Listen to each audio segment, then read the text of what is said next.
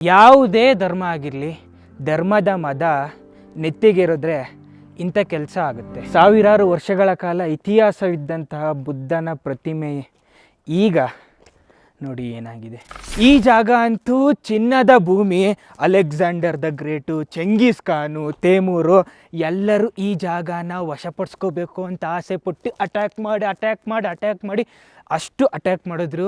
ಯಾಕೆ ಅಂತಂದರೆ ಈ ಮಣ್ಣಲ್ಲಿ ಚಿನ್ನ ಬರಲ್ಲ, ಬದಲಾಗಿ ಈ ಜಾಗ ಇದೆಯಲ್ಲ ಇದು ವರ್ಲ್ಡಲ್ಲೇ ಅತಿ ಹೆಚ್ಚು ಟ್ಯಾಕ್ಸ್ ಕಲೆಕ್ಟ್ ಆಗ್ತಾ ಇತ್ತು. ಈ ಜಾಗದಲ್ಲಿ ಪರ್ಷಿಯಾದಿಂದ ಇಂಡಿಯಾಗೆ ಓಲ್ಡ್ ಸಿಲ್ಕ್ ರೋಡ್ ಇತ್ತಲ್ಲ, ಆ ಜಾಗದ ಟೋಲ್ ಟ್ಯಾಕ್ಸು ಇಲ್ಲೇ ಕಲೆಕ್ಟ್ ಆಗ್ತಾ ಇತ್ತು. ಆನೆ ಮೇಲೆ, ಒಂಟೆ ಮೇಲೆ, ಪ್ರಾಣಿಗಳ ಮೇಲೆಲ್ಲ ಗೂಡ್ಸು ಒಂದು ಜಾಗದಿಂದ ಇನ್ನೊಂದು ಜಾಗಕ್ಕೆ ಹೋಗ್ತಾ ಇರಬೇಕಾದ್ರೆ ಇಲ್ಲಿಂದನೇ ಹೋಗಬೇಕಾಗಿತ್ತು.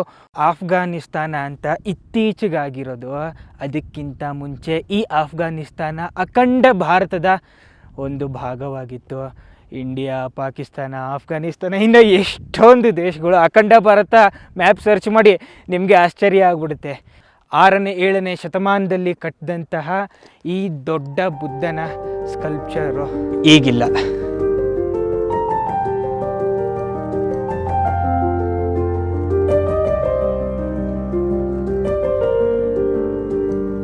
ಧರ್ಮ ಯಾವುದೇ ಧರ್ಮ ಆಗಿರಲಿ, ಧರ್ಮದ ಮದ ನೆತ್ತಿಗೇರಿದ್ರೆ ಇಂಥ ಕೆಲಸ ಆಗುತ್ತೆ.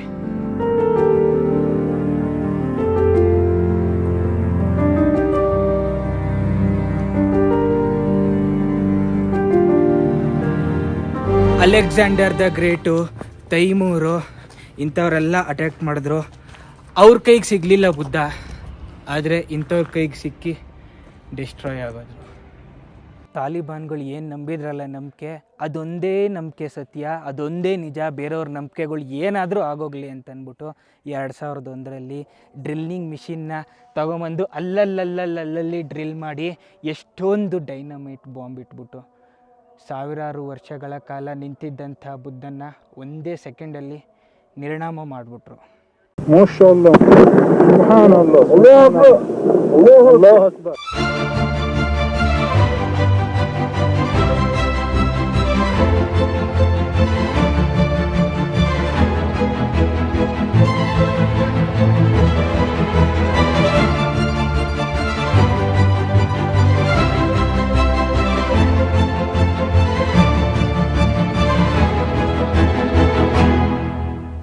ಸಾವಿರಾರು ವರ್ಷಗಳ ಕಾಲ ಇತಿಹಾಸವಿದ್ದಂತಹ ಬುದ್ಧನ ಪ್ರತಿಮೆ ಈಗ ನೋಡಿ ಏನಾಗಿದೆ.